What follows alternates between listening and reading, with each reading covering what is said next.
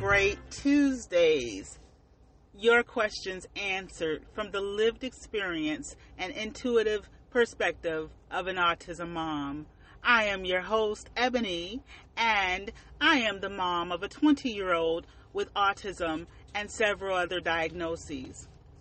So every Tuesday, we are here to answer your questions, and those questions can be submitted to soulflow2autismmoms@gmail.com. Once again, that's soulflow, the number 2, autismmoms@gmail.com. So I'm going to get right to it. Today's question is, how do I do this alone? That is something we all face many times as a single mom, and I've been a single mom of a child with autism for several periods of years. I've also been married and have felt like I was alone and unfortunately ended up in a divorce situation. But it's hard. It's hard when you are either the single, primary caregiver or parent of a child on the spectrum, or sometimes you may be in a relationship or a married situation. Even if things are going good, there's one parent is probably working and isn't there really to support the other parent who's more hands-on. And yes, it gets hard. So to answer this question, I'm going to offer a few suggestions. And please remember that everyone's situation is different. We all go through this journey together, but it's different for each one of us.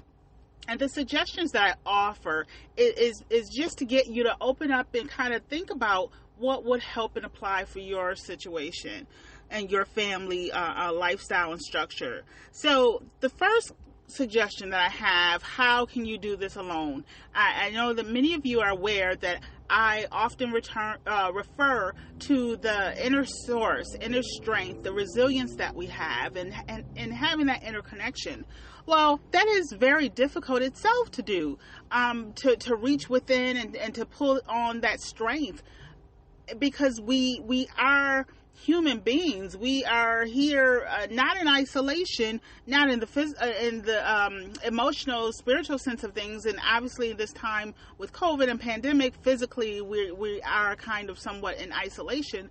But that does open up other avenues. For example, virtually. So there's so many things happening online nowadays with Zoom meetings and this whole virtual world that's just opened up to us. So my first suggestion in helping you to not feel alone in this journey is to reach out either to people that that you can connect with through video chats and seeing people and having that human connection in that way.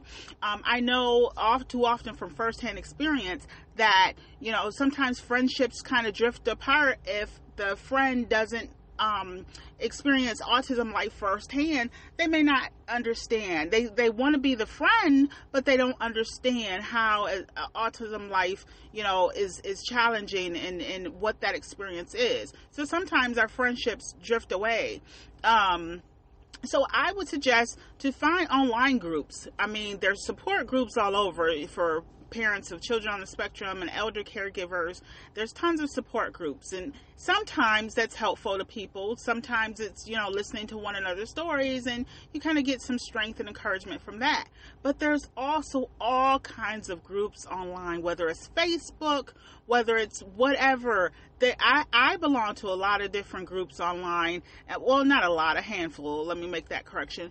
And some of the autism moms that I met in these groups, I'm friends with to this day. I mean, it's been 10 years that I've met some of these awesome autism moms. Actually, shout out Lenny and Kat. Some of my friends I met in groups like Cafe Mom, or other Facebook groups.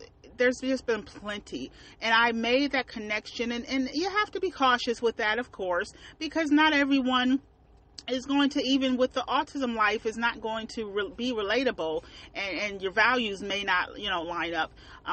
But you find some connection, because we're human. We have to connect and relate to one another. That's why I try to make sure that I'm here for you, to be that voice and that encouragement, because just hearing and knowing that there's someone else having challenges as well, is that in itself is encouraging. So also, in that, just find those that you can connect with, and slowly build a relationship. What's wrong with fellow autism mom friendships? I mean, there's so many dating apps and people meeting online virtually to date. You can meet friends that way, and there's never too late or too old to make friends. I mean, I'm in my 40s. I'll share that with you. And I've met, people locally in person as well as online later in life. So it's not impossible. It is doable. So you build a tribe. You build people who understand and can connect and relate. And some of my friends that I've recently met over the past 2 years, I'll say, they don't have direct experience with autism except through me. And they see the strength and the resilience and the faith and that I live and walk in, and that encourages them, and we connect in other ways, and we're supportive one to the other. So build your tribe. Find those connections in those relationships. I'll also say that now's a good time, because it's never too late, to start building a self-renewal regimen. Like, what is it that you can do that can help get you through each day? Find time if your child is in school. And I know, because the schools used to call me all the time. It's not, Ebony, come get him today. It's just, he's not de-escalating, and it's been several hours, and we need to get to pick him up. It's just not a good day. We'll start fresh tomorrow. I know all too well about those phone calls. But if you have your child in school, and I know virtual school is all over the country now, so that can be even more challenging and more difficult. I mentioned before in other episodes that I've homeschooled my son Anthony for a portion of every year from K to 8, and I find myself last year and this year as well homeschooling him for his final high school years. So I know, children being home all day, every day, for those who are virtual or homeschooled, that can be all the more.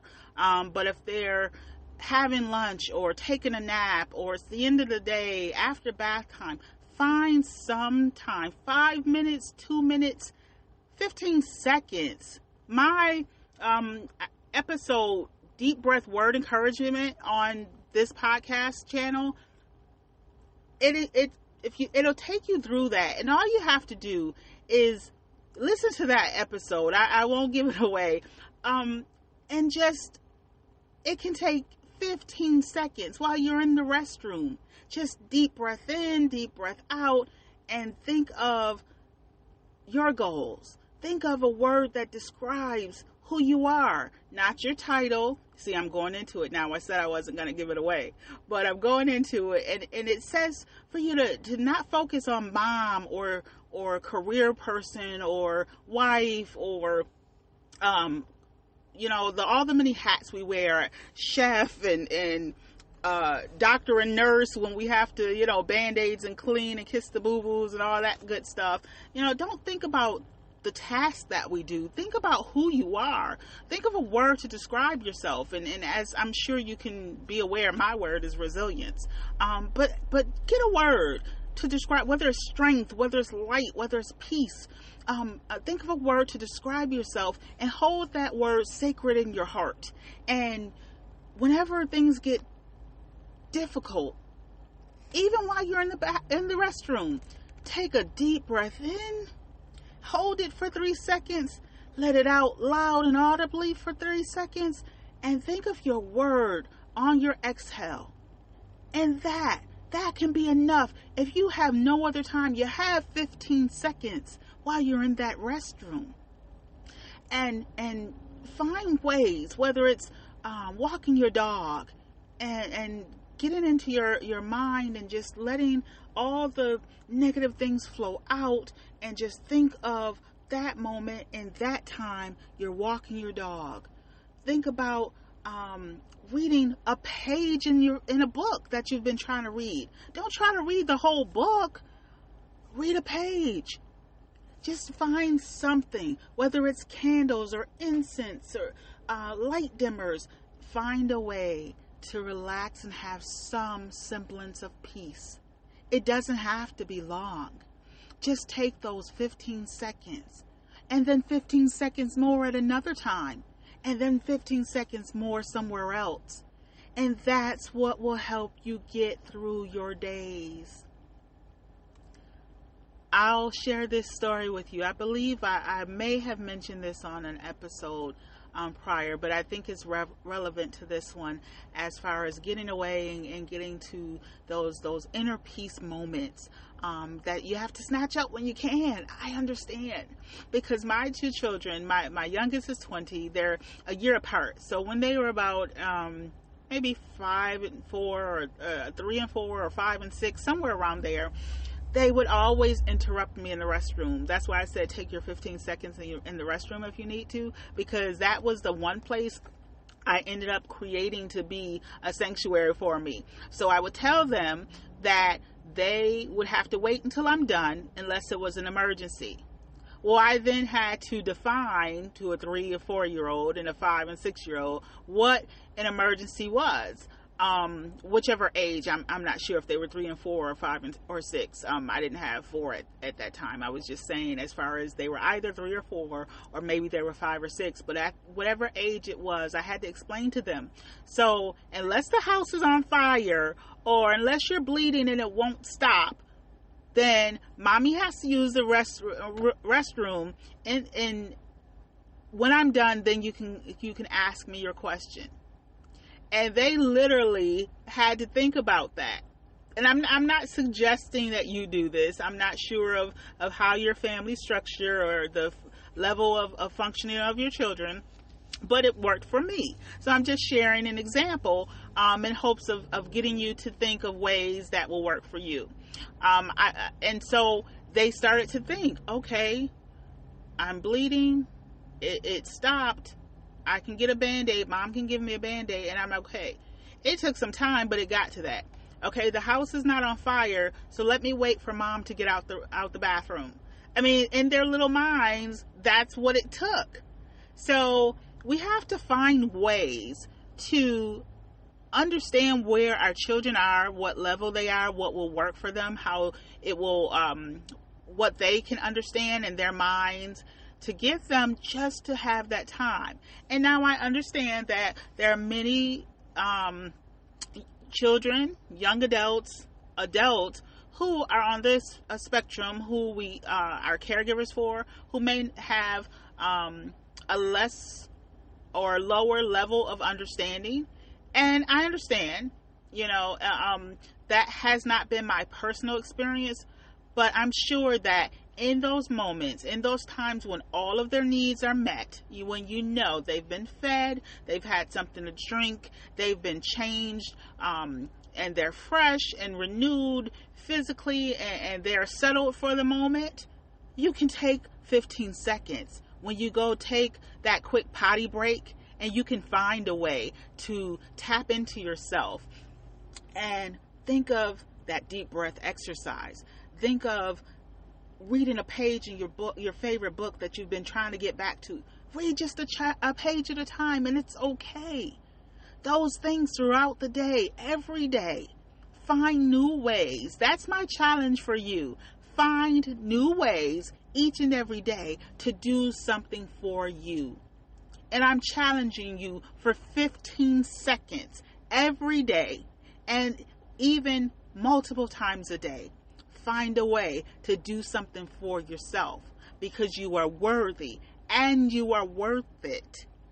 Renewed strength for a renewed you. I look forward to next week.